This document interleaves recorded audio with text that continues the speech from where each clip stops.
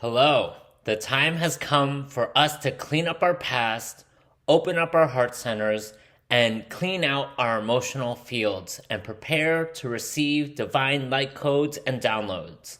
Hi, and welcome. This is Brian from Green Gardens Healing, and here is your Lunar Destinies Hunter Moon, Supermoon from a shamanic healing perspective.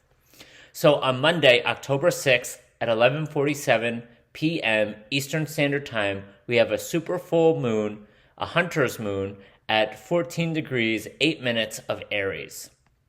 So before we examine the astrological dynamics of this full moon, let's take a moment to discuss what a supermoon is.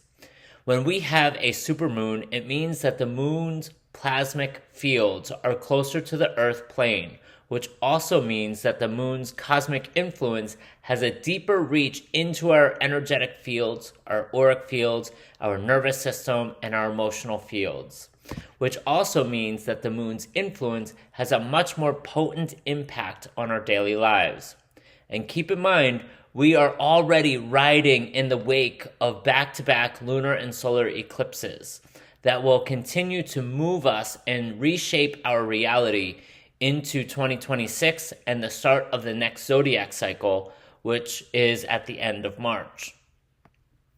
Now, as we already know from experience, the full moon has a powerful influence over our emotional waters, often making people act out of the ordinary, react more emotionally, and increase our sensitivities to our own vibrational frequency and how we relate to other energetic frequencies that are present within our dimensions of reality.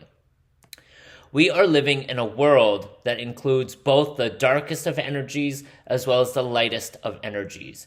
And where our vibrational body is resonating will influence the frequencies that we will most often experience. And this is on a large scale. This isn't day-to-day, moment-to-moment, although it does affect us in that way and we can interact that way. But our vibrational body is more of a larger body that spans across space and time. So it's a larger field rather than just a field that changes from moment to moment. So we can see it more as our vibrational set point. Now, there's no way to completely avoid or escape dark energies because it's part of our world. However, we can control how we choose to relate to the dark forces. The only thing we can't choose is to not relate at all. As far as I'm aware, that is currently not possible in our current reality. If we strive to have the least amount of contact with the darkness of our world, then we have to tend to all the darkness within our vessel. And by vessel, I mean our energetic fields, our mental body, and all the thought forms that we haven't fully processed that continue to cycle through our mind, as well as our emotional histories and blockages that we haven't yet processed, especially within our relationships and our relations to our mother and father and our ancestral lineages. Because that is where we receive our life force energy, our strength, our clarity, our wisdom, our magic, and our medicine. And all of these aspects of ourselves continue to come to us through our mother and father, even after our physical birth, and even after our parents have crossed over into the world of the ancestors, or into heaven, or the spirit world, whatever you call it. And that is exactly what the Hunter's full moon is asking of us. This Aries lunation is giving us a fiery initiative to trailblaze through our emotional fields, including how we relate to ourselves, our family, our communities, and the world at large. Are we in good relationship with everyone and everything? Are we in right relationship with everyone and everything? Are we at peace with everyone and everything? If not, these are the places where we can start our emotional healing and cleansing. To see where this full moon affects you directly, you will want to locate where 12 degrees of Aries falls in your birth chart. And this will tell you where you can start looking to make changes and adjustments in your life. Not only are we being asked to purify our vessels energetically, mentally, and emotionally, we're also being asked to clean up our past timelines and histories. This is indicated with the North Node, which is our future destiny, and it's in retrograde along with 8 other celestial bodies that are also in retrograde. And when a planet or luminary is in retrograde, it's moving backwards in the sky, which is saying we need to look back before we can step forward. So we need to address our past before we can move forward into the future that we want to have.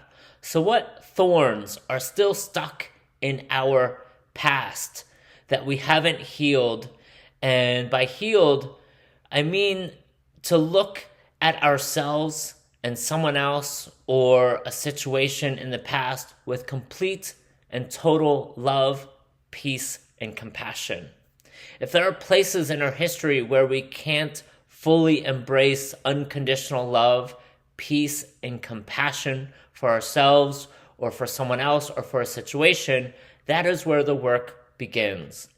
For many of us, these places are hidden from our conscious mind, and we may need to seek counsel from a mentor, a teacher, or a facilitator to identify these blind spots that we all have. This process is also activating and strengthening our heart chakras, allowing more divine light codes to fill up our vessel so that we can embody more heavenly frequencies and anchor these frequencies into this physical reality, thus shifting our vibrational frequency, shifting our timeline, and shifting our reality as we know it. Now, this process can only happen once we've cleansed through our energetic and emotional and mental fields. And this process will also exercise our discernment in our inner authority, because this work is internally done. No amount of Reiki can do this for us. No one else can do this work for us. A good teacher, a good guide can help you, but at the end of the day, this is our path to walk alone, which can feel overwhelming, scary, and unpleasant.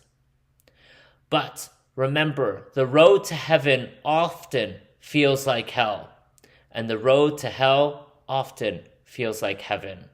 So this is where we need to really activate our discernment on our path, on our journey of the soul.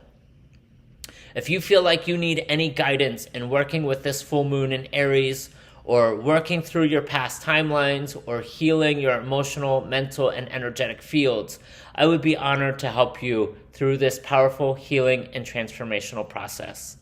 I hope you enjoyed this full moon reading, and if you would like to learn more about the Hunter's Moon and the spiritual implications and significance of the Hunter Moon, you can watch my video, The Spiritual Significance of the Hunter's Moon, which will be linked in the description box below.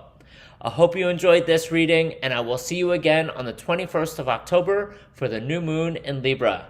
And until then, lots of peace, love, and joy. Bye, guys.